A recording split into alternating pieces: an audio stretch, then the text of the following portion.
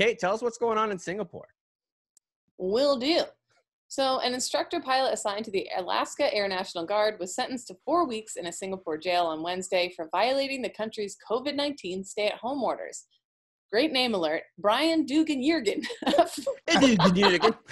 Brian Dugan-Cleven, a 44-year-old FedEx pilot from Eagle River, Alaska. Beautiful place, by the way. Eagle River. Beautiful. They feature that on Life Below Zero. Well, he was a hop in the pond with FedEx. He was in Australia. Then he hopped over to Singapore on April 3rd and was immediately served with a mandatory stay-at-home notice for 14 days. So as soon as you're in country, 14 days, go stay the hell by yourself in a room somewhere, whatever. But after only 2 days, the government there says Jurgen left his location. That's Dugan-Jurgen, right? Dugan-Jurgen, and took a train to a busy commercial area, purchased multiple personal items over the span of 3 hours. And this took place just days after Singapore announced a circuit breaker curbing social and economic activity in an effort to slow the spread. Because they, even just a week before, had the highest numbers in that country, in that whole entire area. So here's how his jaunt went. Here's what went down. Only a few days after he's supposed to be spending 2 weeks, he can only last a few days until he goes to a airport station, busy train station, took a train to City Hall station, walked about 30 minutes to a shopping mall. There was about 1,000 people at the station, 10 to 20 people in each shop he visited. He bought a thermometer, a few boxes of face masks at 4 stores. At that point, it was difficult finding such supplies in Alaska. And his lawyer said he wore a mask on the trip. As he walked to another train station, someone from FedEx called and told Dugan-Jurgen, to get the fuck back to his room. And he got in a taxi right away.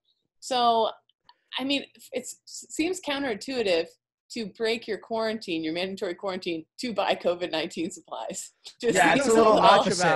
I don't know much about Singapore, but that's not a country that I would fuck with. I've read the news enough to know that you don't fuck around in Singapore. You don't fuck around in Sri Lanka. They will cane your ass in the street and not think twice about it. Right.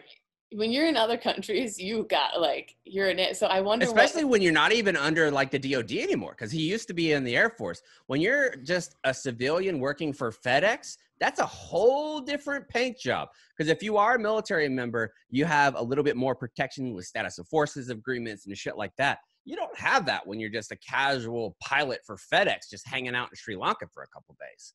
And also, on top of that, while he's sitting in jail, he has to imagine that FedEx also not pleased at this publicity. So it's like, they're very busy right now. It's a big time for FedEx. They're dropping off all kinds of stuff from my car and house and all kinds of stuff. They need everybody they can get. They need all hands on deck for what Chaps has cooking for this summer. I know. I'm basically keeping the economy afloat just with these purchases that I'm making. But going there and being told for 14 days, you got to stay in your room in Sri Lanka, I could see that sucking because you want to go out and visit it.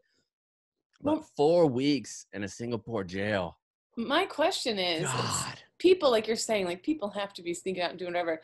But somebody knew to call him and tell him to get back to his room. Was he being stupid and posting shit? Is my question. Maybe, or maybe it was the barracks duty. Maybe FedEx has barracks duties.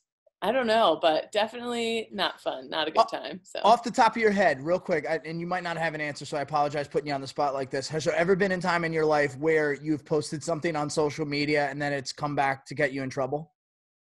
I mean, whenever I would drink too much and I would post shit about work. Okay. That'll do it. I did a post on Facebook once on St. Patrick's Day Eve, where it was a joke, but it was I can't believe command, because it was just a work night. It was it was a Tuesday in the Marine Corps, and I was I can't believe our staff sergeant's not letting us go out in San Diego tonight. Clearly, he thinks the nation's security is more important than me getting hammered on blah blah blah. It was clearly a joke, right? Yeah. But this man did not understand humor in any way. Called a super early formation the next morning, called me out, was just disrespectful, blah, blah, blah, blah, blah. And I was I hope everybody else gets this guy's an idiot. And I'm clearly fucking joking. But no matter what I said, he didn't. He was now you can try and change it up and pretend you weren't trying to jab at me, blah, blah, blah. I was what? So anyway, I fucked over our whole, we had to do extra PT and everything. Everybody say thanks, Corporal Mannion. Yeah, thanks, Corporal Mannion. It was for a dumb St. Patrick's Day joke about how I was saying it was more important to be in the Marines than to go get drunk.